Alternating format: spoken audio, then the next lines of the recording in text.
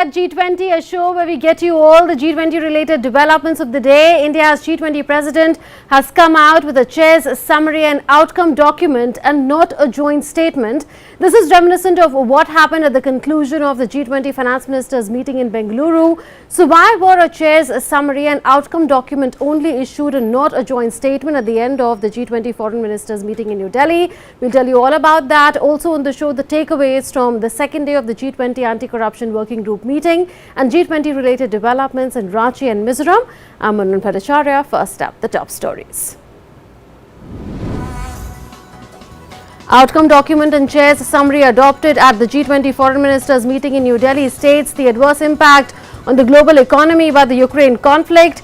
Countries reiterate their national positions as expressed at the UNSC and UNGA. Most members strongly condemn the war in Ukraine, but Russia and China disagree with the formulation.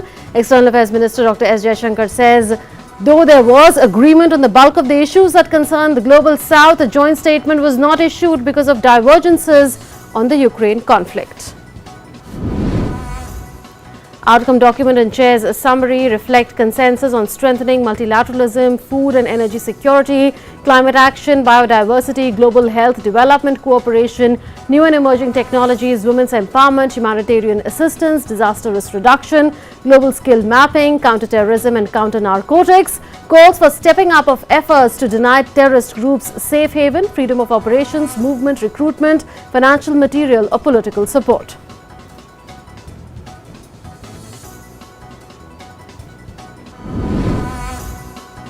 Dr. S. Jaishankar meets the Chinese Foreign Minister Qin Gang on the sidelines of the G20 Foreign Ministers meeting in New Delhi, reiterates that the current state of India-China relationship is abnormal. Both leaders discuss challenges in the bilateral relationship, especially peace and tranquility in border areas and the G20 agenda.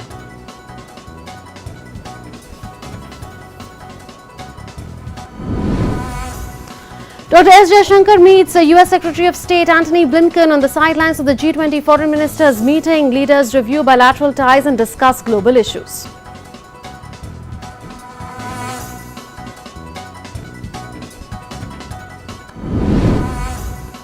Discussions on the second day of the first G20 anti-corruption working group meeting at Gurugram city of Haryana focuses on strengthening law enforcement cooperation against corruption and related economic crimes, promoting integrity and effectiveness of public bodies responsible for preventing and fighting corruption, updating guides on international cooperation in civil and administrative proceedings, and on mutual legal assistance.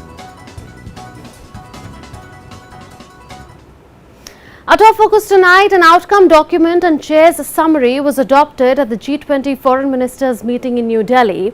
Now, why was that the case? Well, External Affairs Minister Dr. S. Jaishankar said at a press briefing that though there was agreement on the bulk of the issues that concern the global south, a joint statement was not issued because of divergences on the Ukraine conflict. DD India correspondent Amritpal Singh reports from New Delhi. The G20 foreign ministers meeting started in New Delhi with a video message by Prime Minister Narendra Modi. While alluding to the geopolitical tensions in wake of the Russia-Ukraine conflict, Prime Minister urged the foreign ministers to not let intractable issues detract them from addressing the pressing challenges to growth, development, economic resilience, disaster resilience, financial stability, transnational crime, corruption, terrorism, and food and energy security. As Foreign Minister, it is but natural that your discussions are affected by the geopolitical tensions of the day. We all have our positions and our perspectives on how this tension should be resolved. However, as the leading economies of the world, we also have a responsibility toward those who are not in this room. The world looks upon the G20 to ease the challenges of growth, development, economic resilience, disaster resilience, financial stability, transnational crime, corruption, terrorism, and food and energy security. In all these areas, the G20 has capacity to build consensus and deliver concrete results.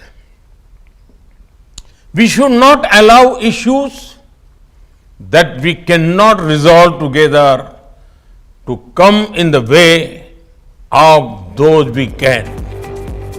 Flagging how multilateralism is in crisis, the Prime Minister urged for reform of multilateral institutions. We must all acknowledge that multilateralism is in crisis today. The architecture of global governance created after the Second World War was to serve two functions. First, to prevent future wars by balancing competing interests. Second, to foster international cooperation on issues of common interests.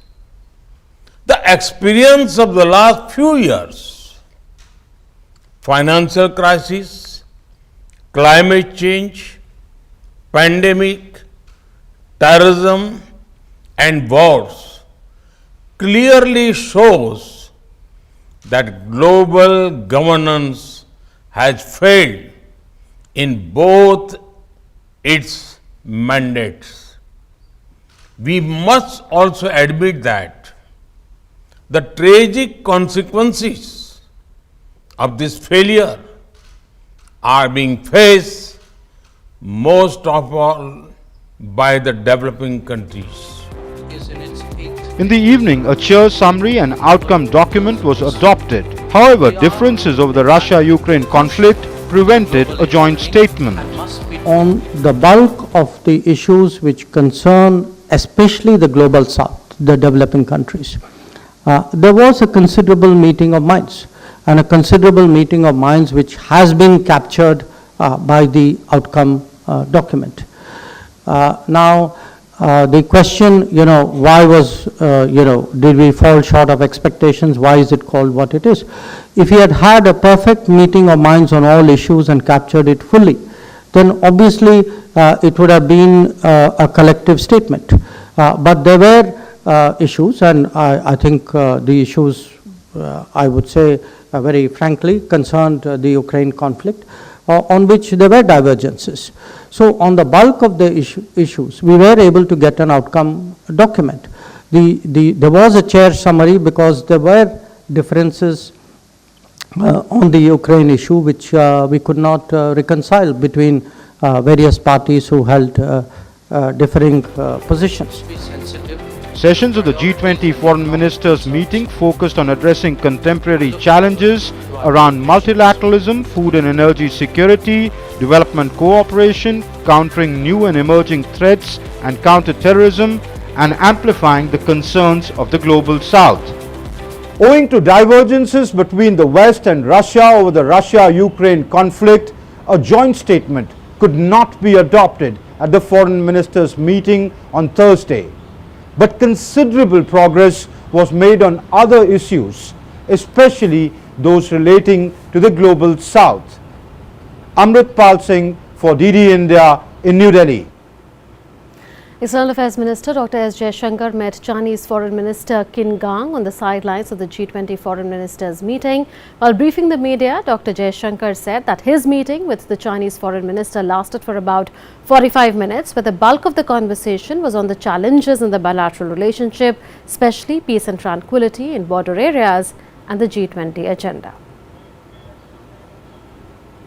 China meeting. I met Minister Qin Gang on the sidelines of the conference this afternoon. It's our first meeting after he took over as Foreign Minister. So we spent, I don't know, maybe about 45 minutes talking to each other. The bulk of our conversation, understandably, was about the current state of our relationship, which many of you have heard me describe as abnormal, and I think those were among the adjectives that I used in that meeting. We have, there are real problems in that relationship that need to be looked at, that need to be discussed very openly and candidly between us. That's what we sought to do today. We also had a brief discussion on what was happening in the G20 framework, but the thrust of the meeting was really on our bilateral relationship and the challenges in the bilateral relationship, especially that of peace and tranquility in the border areas.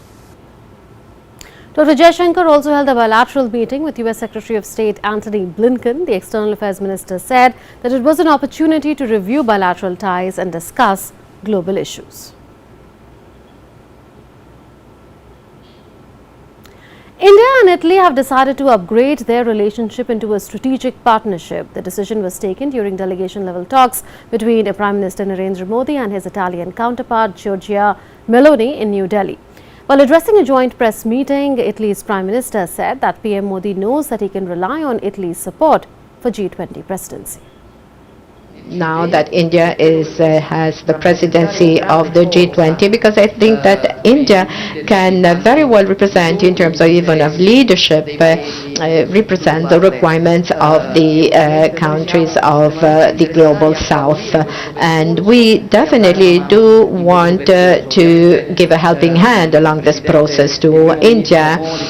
Prime Minister Modi knows very well Italy's position, which is giving full support to the territorial integrity of Ukraine, and we both hope that India, having the presidency of the G20, may play a central role in facilitating a negotiating process for the cessation of hostilities for a just peace.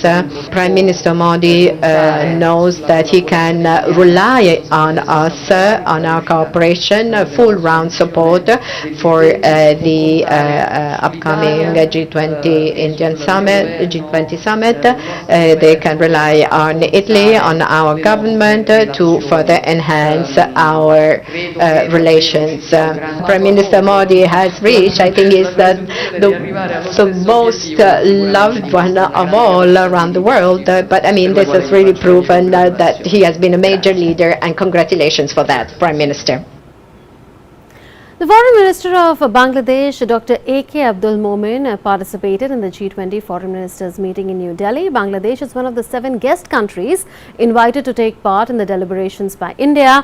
Ahead of the meeting, Foreign Minister of Bangladesh, Mr. Momen, delivered an address at the Vivekananda International Foundation in New Delhi on Wednesday. He urged the countries of the region to enhance cooperation by setting up regional power and energy grids, ensuring equitable market access, quick transfer and assimilation of technology, and employment of professionals in regional economies. He also said that countries of the South Asian region should tap the potential of mutual complementarities to realize the thriving possibilities of cooperation with each other. He also stressed upon the growing friendship between India and Bangladesh over the last few years, reiterating Bangladesh's policy of zero tolerance towards terrorism and violent extremism. He said that his country will never allow its soil to be used for such activities. Now, the second focus of the day, discussions on the second day of the first G20 Anti-Corruption Working Group meeting at Gurugram city of Haryana focused on strengthening law enforcement cooperation against corruption and related economic crimes. DD India correspondent Shubhendu Ghosh reports from Gurugram. The first anti-corruption working group meeting of the G20 is taking place in Gurugram in Haryana. As G20 president, India is reaffirming united action to ensure zero tolerance against corruption and deepen G20 commitments towards countering corruption globally.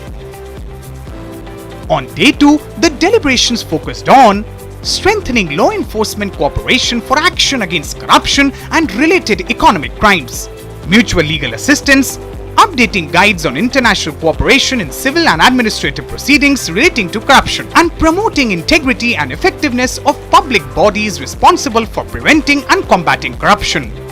Over 90 delegates from G20 member countries, invitee countries and international organizations participated in the deliberations. This is very critical, more in particular when you look at the subject. We are dealing with the issue of prioritizing asset recovery. When it comes to asset recovery, most of the countries are not doing well. We are not recovering what we should be recovering. We are currently recovering only a fraction. So it will be good that all of us prioritize asset recovery. How to strengthen cooperation, how to strengthen law enforcement cooperation, how to share information, and how to make international standard for combating corruption.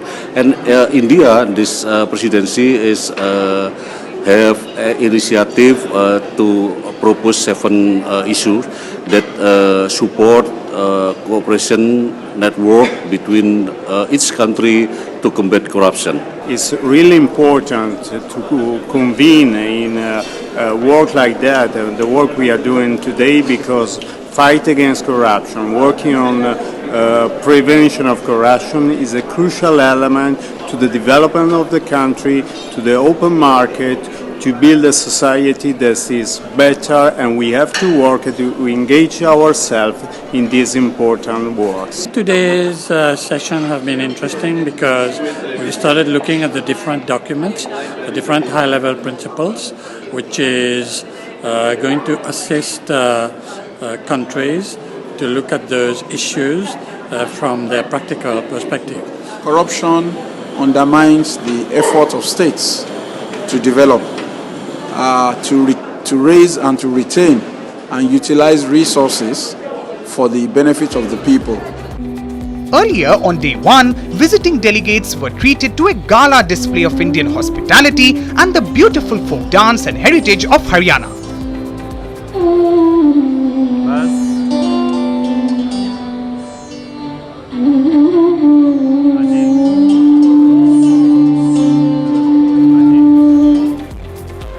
In the ongoing G20 engagement, visiting delegates have recognized that corruption is a complex social, political and economic challenge affecting all countries in a globalized world. As the G20 deliberations continue, India's presidency is aiming to strengthen international cooperation for action against economic crimes. With Team DD India, Shubhendu Ghosh in Gurugram.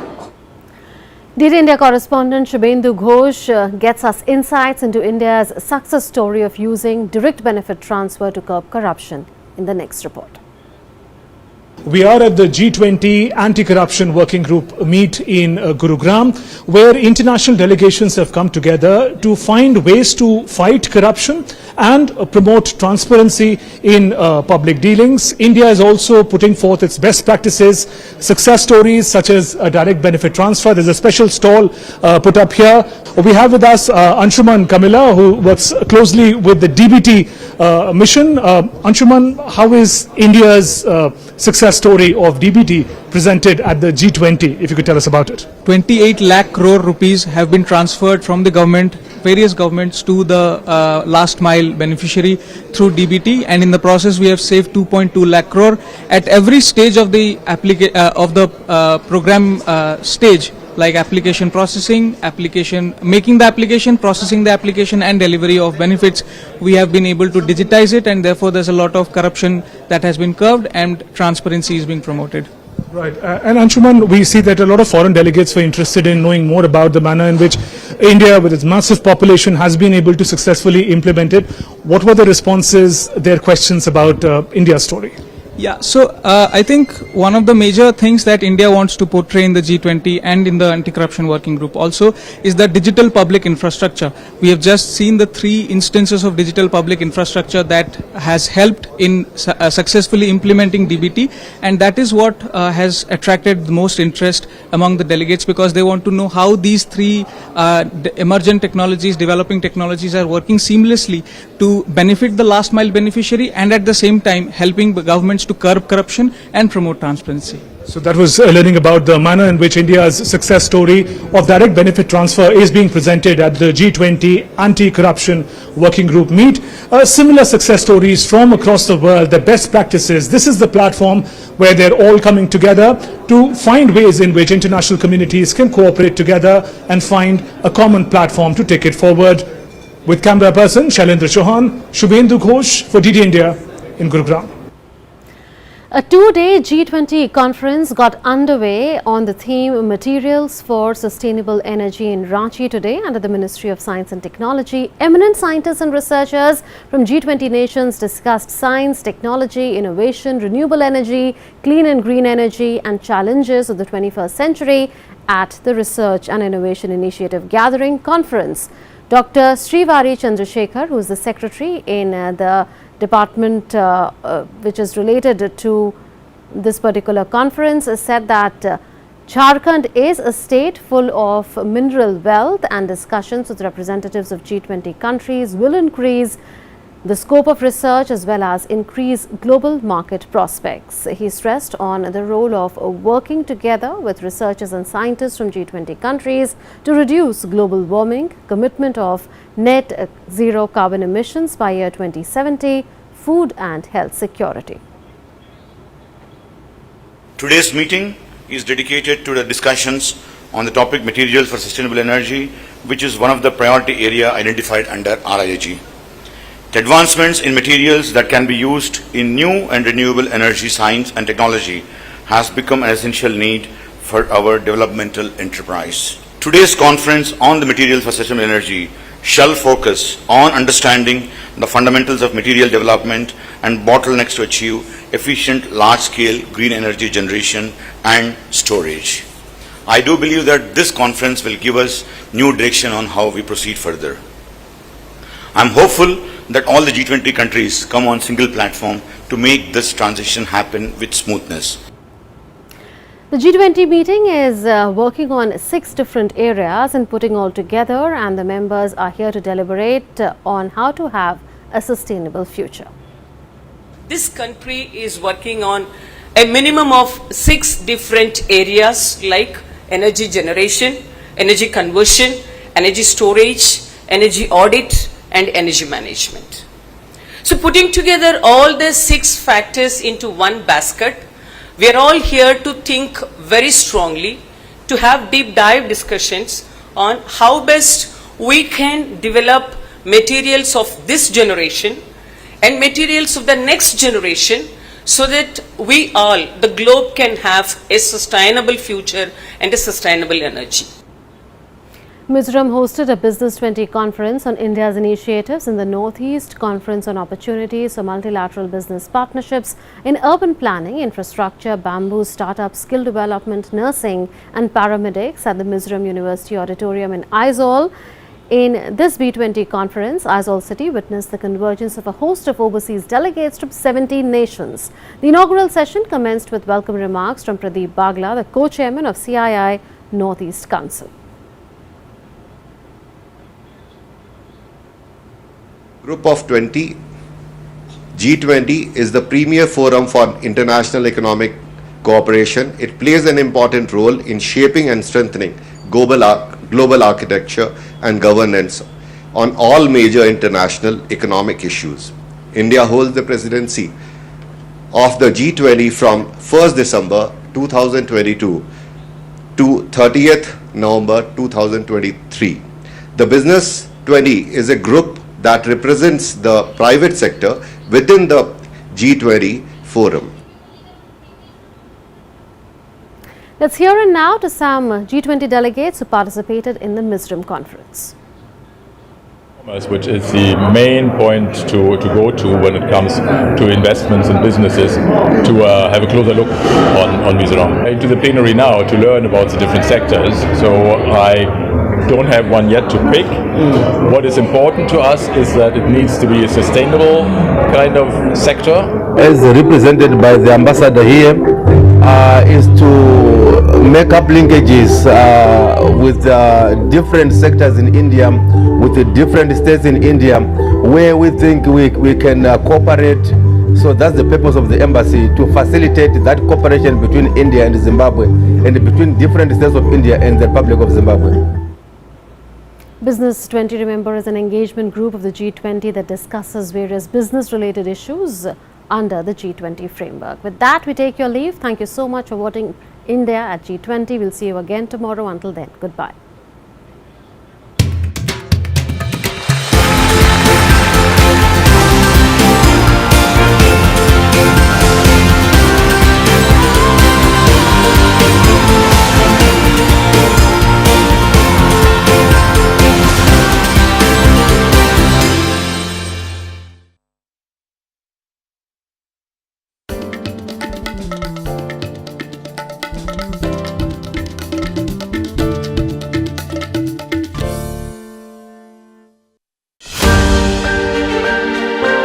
The world looks upon the G20 to ease the challenges of growth, development, economic resilience, disaster resilience, financial stability, transnational crime, corruption, terrorism, and food and energy security. In all these areas, the G20 has capacity to build consensus and deliver concrete results.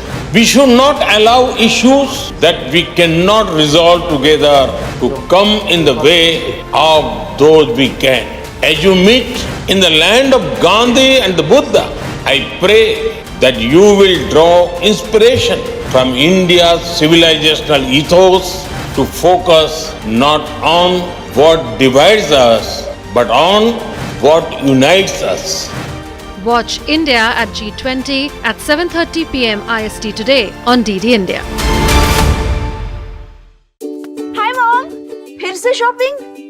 बाबूजी, आपने इसे बिगाड़ के रखा। Limit में करो तो कुछ बुरा नहीं होता है। बिना लिमिट शॉपिंग करेगी आपके कार्ड पे ऐड ऑन जो है। मैंने तो कार्ड पे लिमिट सेट कर दिया। अच्छा, इसके फायदे ये हैं कि रिस्क कम हो जाता है और अगर फ्रॉड भी हुआ तो तुरंत बैंक को बोल दीजिए, नुकसान कम। दादू, नेक्स्ट टाइम ये pink dress. You're the limit. Limit तो सेट है। आरबीआई कहता है जानकार बनिए, सतर्क रहिए। Volleyball in India has a rich history. They won the medal twice in the Asian Games. Volleyball league, things have started to look up again. We had a closer look at the sport of volleyball. We knew we had an instant liking. It's almost like your first crush, your first love. On behalf of all the players, I can proudly say that Tribe Volleyball has been doing it. So we have got coaches like David Lee, Ruben and other foreign coaches. So their experience counts a lot. For me, 4 to 8 years, India should be a top team.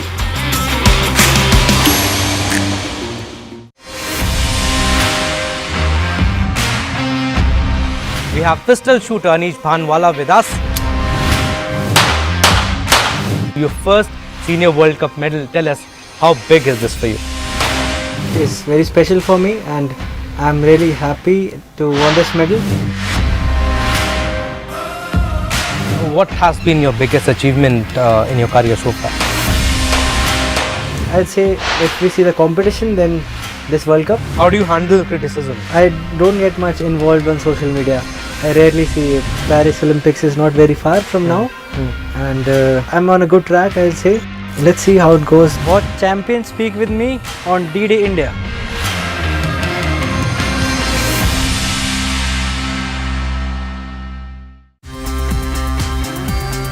Unity and diversity, does it translate down to the poorest of poor?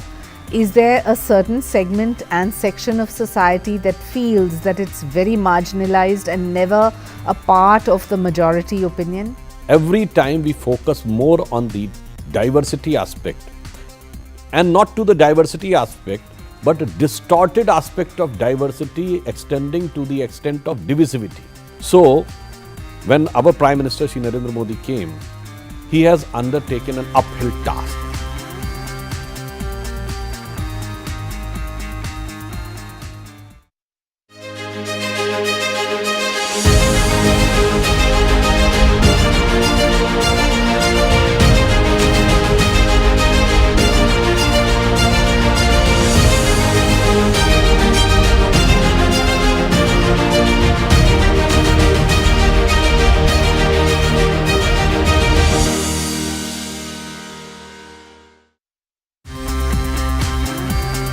unity in diversity, does it translate down to the poorest of poor? Is there a certain segment and section of society that feels that it's very marginalized and never a part of the majority opinion? Every time we focus more on the diversity aspect, and not to the diversity aspect, but a distorted aspect of diversity extending to the extent of divisivity. So, when our Prime Minister Shri Narendra Modi came, he has undertaken an uphill task.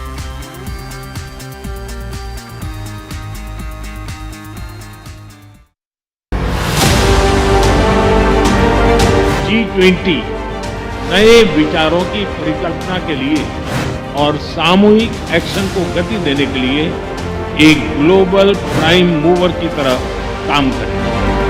वैश्विक विकास महिलाओं की भागीदारी के बिना संभव नहीं है। भारत की G20 अध्यक्षता की theme one earth, one family, one future में पूर्ण रूप से समाहित है।